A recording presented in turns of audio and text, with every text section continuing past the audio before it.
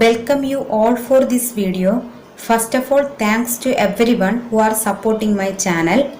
Friends, if you like this video, please subscribe my channel Array of Success. Today, we are going to discussing about some previous years GATE questions related to classification of system. Last class also, we discussed 5 problems related to classification of system. First question. The impulse response h of t of a linear time invariant continuous time system is described by h of t is equal to exponential of alpha t into u of t plus exponential of beta t into u of minus t, where u of t denotes the unit step function and a and b are real constants. This system is stable if first condition alpha is positive and beta is negative. Second, alpha is negative and beta is negative. Third, alpha is positive and beta is negative. Fourth, alpha is negative and beta is positive. This is GATE 2008 question. What is the question given? H of t is given. H of t of a system is given by x. We can write h of t, that is h of t is equal to e raised to alpha t into u of t plus e raised to beta t into u of minus t. In the question they are asking, we need to prove this system is stable. So we need to find out the condition of alpha and beta. Okay, so here we need to prove this system is stable. For that we need to find out the condition of alpha and beta. Okay, then what is the condition of a system to be stable? Here the given is impulse response. If they are given impulse response, the condition of system to be stable, integral of h of t dt should be less than infinity, then only system to be stable. Okay, so we need to prove this h of t should be less than infinity, then only this system to be stable. Okay, so we can take the integration of h of t dt equal to integral of, here u of t, so we can take the limit from 0 to infinity into e raised to alpha t dt plus here u of minus t, so we can take the integral limit minus infinity to 0 e raised to beta t into dt. Okay, then what is the integration of e raised to alpha t? E raised to alpha t by alpha, limit become 0 to infinity, plus integral of e raised to beta t become e raised to beta t by beta, minus infinity to 0. Here we need to prove integral of h of t dt should be less than infinity. That is our condition. If you consider the first term, here the limit varies from 0 to infinity. If we substituting alpha is equal to infinity, this term leads to infinite, then we can say the system should be unstable system. Okay, so then which value can be taken for alpha? If alpha is positive, become the system goes to infinite. Okay, so we should take alpha should be negative value. Okay, then this system to be stable. Okay, otherwise it leads to instability. Or can consider the second term e raised to beta t, but here the limit become minus infinity to 0. If beta should be positive, then we can say the system to be stable. If we take beta should be equal to negative, then e raised to minus beta. If we put beta is equal to minus infinity, it leads to e raised to infinity. So to get a stable system, we should keep alpha should be negative and beta should be positive. Then only we will get a stable system. So our option become option D. Alpha is negative and beta is positive. Otherwise it will lead to a unstable system. Next question. Let x of t be the input and y of t be the output of a continuous time system. Match the system properties P1, P2 and P3 with the system relations R1, R2, R3, R4. Properties are P1 linear but not time invariant, P2 time invariant but not linear, P3 linear and time invariant.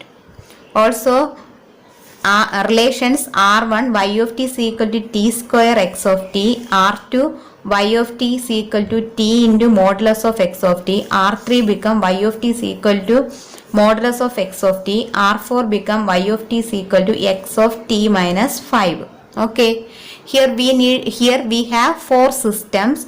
Also we need to check one by one system.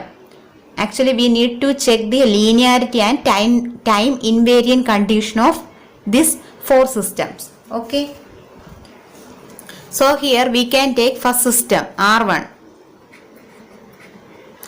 What is the system relation? Y of t is equal to t square into x of t. First we need to check the linearity. Okay, so in linearity it will satisfy the additivity condition and homogeneity. So we can take the individual conditions. So we can apply a1 y1 of t is equal to a1 t square x1 t. Okay, then a2 y2 of t is equal to a2 t square x2 of t. Then we can add the individual conditions. So a1 y1 of t plus a2 y2 of t is equal to a1 t square x1 of t plus a2 t square x2 of t. Okay, from here t square can be taken common. So t square into a1 x1 of t plus a2 x2 of t. This is equation number 1. Okay, next we can apply the combination of input, that is x3 of t is equal to a1 x1 of t plus a2 x2 of t. So y3 of t become t square into, apply the combination input, that is a1 x1 of t plus a2 x2 of t. Then this is equation number 2. Then we can check equation number 1 and 2. In right hand side both are equal. So we can write a1 y1 of t plus a2 y2 of t is equal to y3 of t. It indicating this system is linear system. Linear. Okay. Next we need to prove the time invariant condition. Okay, time invariance. So we need to check the time invariance.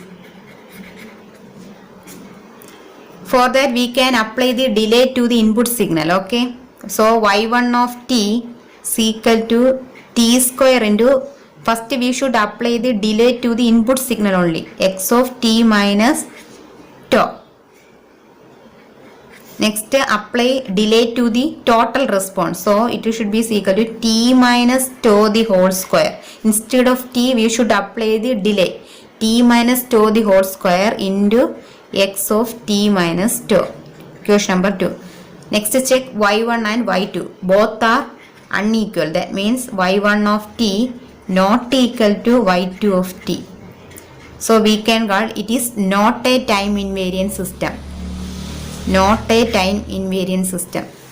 From this we can say R1 is, we can check the relation, it is a linear system but not a time invariant system. So we can take P1 is linear but not time invariant. So we can write R1 is P1. Okay, so R1 P1 we can note here. R1 means y of t is equal to t square x of t. It is a linear system but not a time invariant system. Also we can check the next system. We can take the next system R2.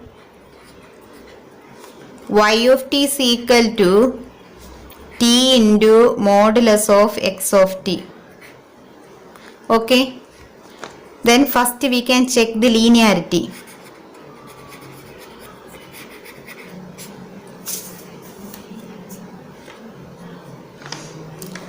So we can apply the individual condition. A1 y1 of t is equal to A1 t modulus of x1 of t. A2 y2 of t is equal to A2 t modulus. Then we can add this individual condition. A1 y1 of t plus A2 y2 of t is equal to A1 t modulus of x1 of t plus A2 t modulus of x2 of t. Equation number 1. Also we can take the combination of input x3 of t. It should be equal to A1 x1 of t plus A2 x2 of t. We can substitute this input to the system response, that is y3 of t is equal to t into modulus of, instead of x of t we can write this combination of input A1 x1 of t plus A2 x2 of t. Equation number 2. Then compare equation number 1 and 2. If you compare the right hand side of these two equations, both are different. So we can call this is a non-linear system. Okay. Next we need to check the time invariance.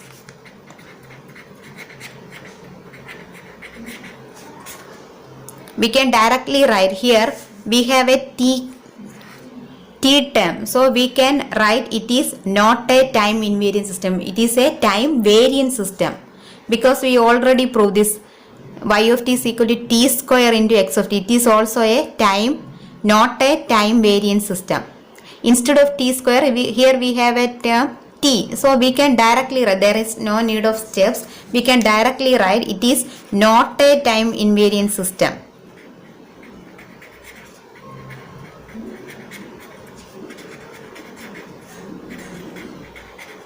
Okay. So the second system is non-linear system and not a time invariant system. We can check the property. P1 is linear but not time invariant. P2 is time invariant but not linear. P3 is linear and time invariant. Okay, so here there is no property says the non-linear and not a time invariant. So we can't write the property. Okay, for R2 we can write it is a non-linear, not time invariant. Next we can take the third system. Y of t is equal to modulus of x of t. Okay, so here there is a modulus value, so we can directly write it is a non-linear system. Okay, here also there is a modulus values, so here we get a non-linear system, or this is also same as that of this system. So here there is a modulus value, so this is also a non-linear system. Also we need to check the time invariant. So first apply delay to the input. Y1 of t is equal to modulus of x of t minus tau.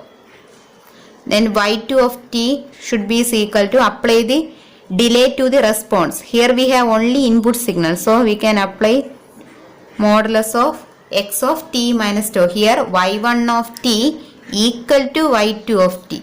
So we can call this is a time invariant system. Time invariant system. So linear, non-linear and time invariant system. Time invariant but not linear. So it obey the property 2, P2. Okay. Next we can check the fourth system R4. Y of t is equal to x of t minus 5. Y of t is equal to x of t minus 5. So first linearity.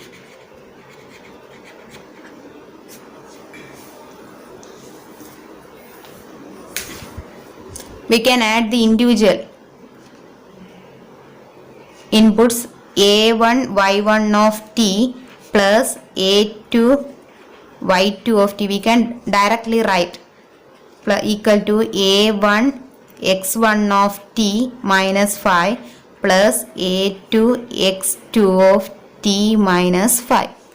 Equation number 1. Also apply the combined input, that is y3 of t is equal to a1 x1 of t minus 5 plus a2 x2 of t minus 5. Equation number 2. Both are equal, so we can call it is a linear system.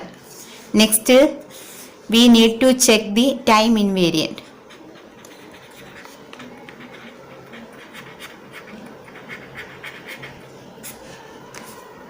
Okay, first apply the delay to the input. y1 of t is equal to x of t minus 5 minus 2.